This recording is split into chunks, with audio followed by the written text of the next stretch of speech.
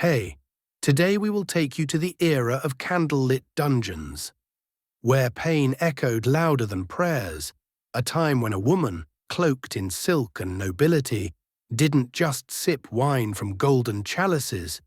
She drank screams and bathed in blood. She was not a witch, not a demon. She was worse. She was real, a noble, a countess, a monster, born in a castle, raised among tyrants. She didn't choose evil, she inherited it, and perfected it. This is the story of Elizabeth Bathory, the woman who tortured hundreds, dissected virgin skin with jeweled knives, and watched young girls freeze to death for her entertainment. Not a legend, not a myth. She lived, and history could never erase her stench.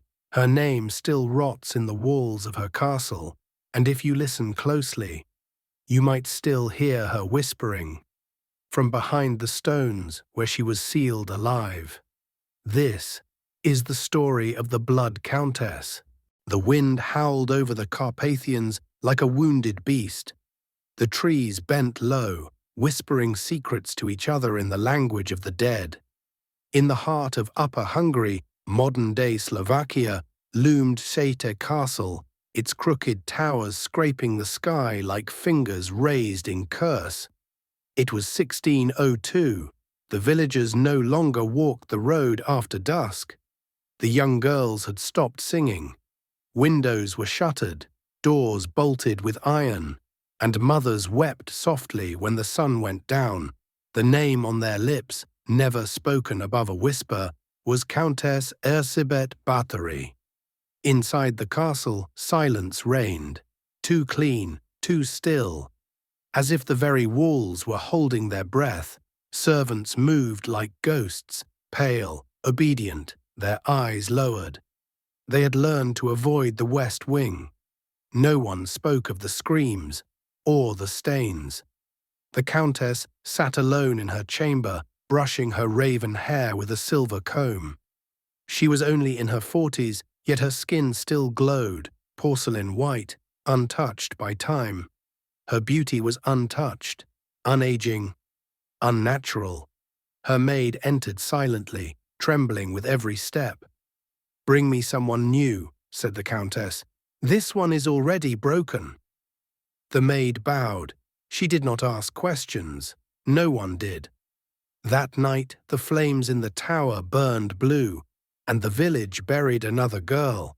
In the pale corridors of Čachtice Castle, time seemed to stretch and slow. The cold stone walls muffled the echoes of footsteps, and every flickering torch threw tall, shifting shadows across the floor.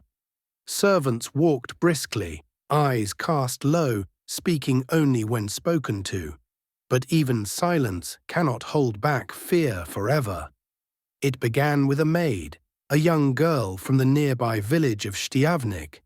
She had arrived at the castle fresh-faced and full of hope, like many others before her. Within days, that light in her eyes dimmed.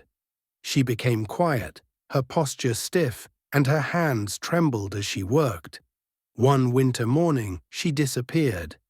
When asked, the steward said she had been sent home, but her family never saw her again. Then it happened again, and again. Girls would come to the castle, then vanish, without farewells, without bodies. Only rumors remained. In 1610, during investigations ordered by King Matthias II of Hungary, over 300 witness testimonies were recorded. Many claimed that peasant girls who went to work at the castle were never seen again. Some even reported seeing carts full of bodies being wheeled out of the grounds at night. These testimonies became the foundation of the criminal case against Elizabeth Bathory. Reference: Infamous Lady, The True Story of Countess Elizabeth Bathory, by Kimberly L. Craft. As time passed, whispers crept beyond the castle walls. Farmers claimed they heard screams at night. A shepherd swore he saw pale hands clawing from a cellar window. Mothers warned their daughters to stay far from the hills. And yet, the Countess remained untouchable. Dressed in her fine gowns, her skin pale as bone, she stood atop her fortress like a ghost queen. Nobles visited and found nothing strange, but those who served beneath, those who cleaned the blood-streaked floors and carried ash buckets from hidden hearths, they knew the truth was darker than rumor. Inside her private chambers, something monstrous was blooming. As the sun set behind the Carpathian peaks, casting long shadows over the stony halls of Čachtice Castle, a suffocating silence wrapped itself around the estate. Servants moved with silent dread, eyes lowered, as if the very walls could hear their thoughts. It was not only fear of their mistress that kept them quiet. It was the knowledge that within these walls something unspeakable was unfolding. The castle had transformed from a noble estate into a labyrinth of secrets. Below the floors, hidden rooms and locked chambers had begun to multiply. Some whispered were built solely to muffle screams. Elizabeth's demeanor had grown darker, her rituals stranger. She believed that youth could be preserved, not just with herbs or elixirs, but with blood.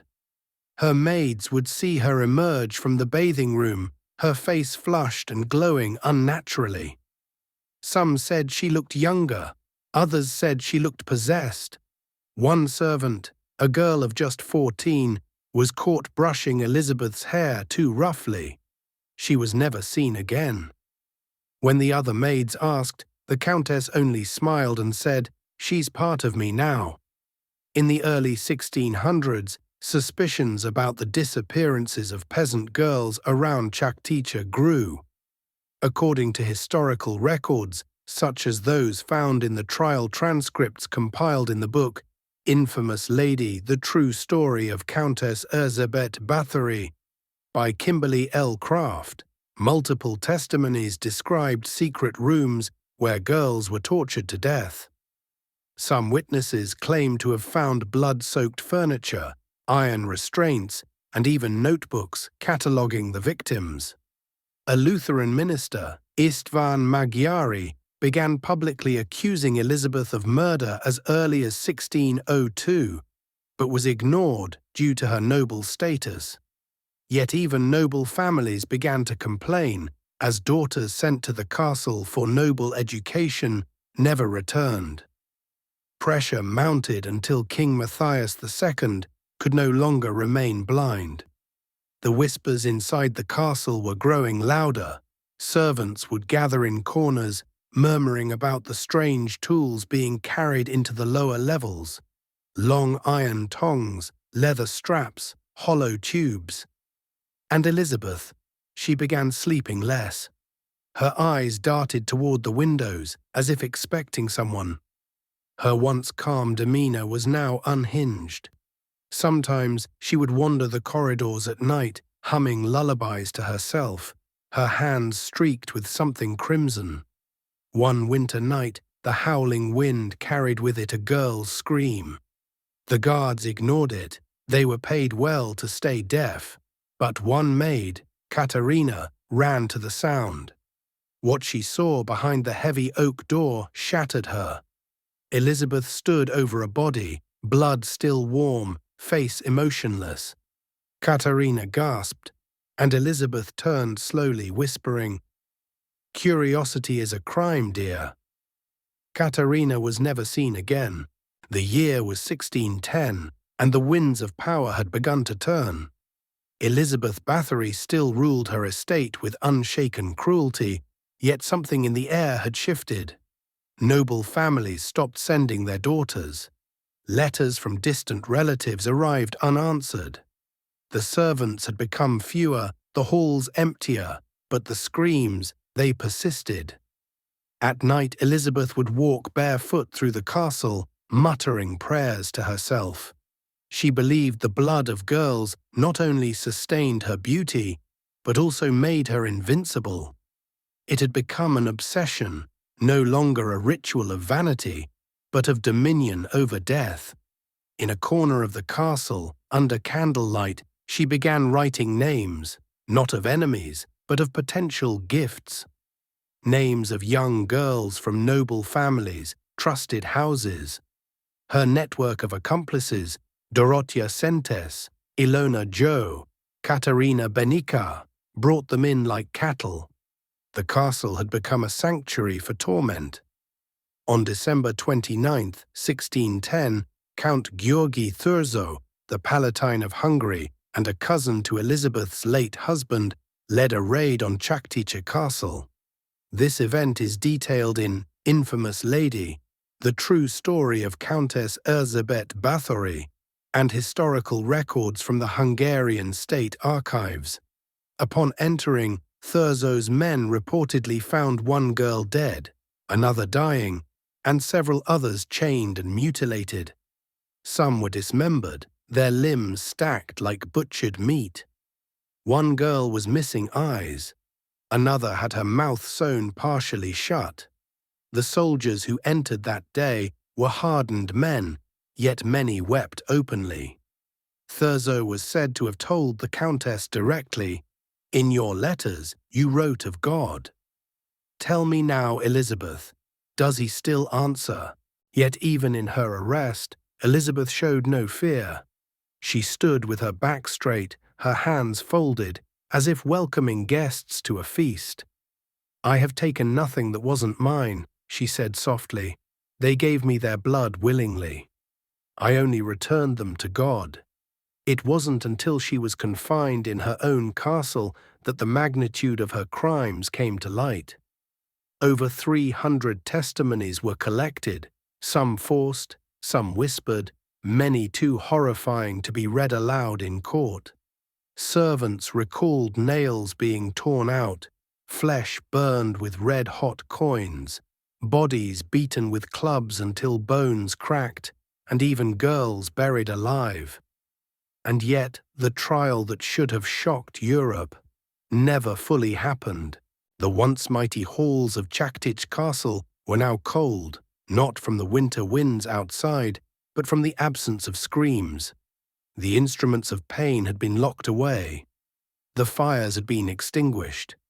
For the first time in decades, the castle had gone quiet. But Elizabeth Bathory was not dead.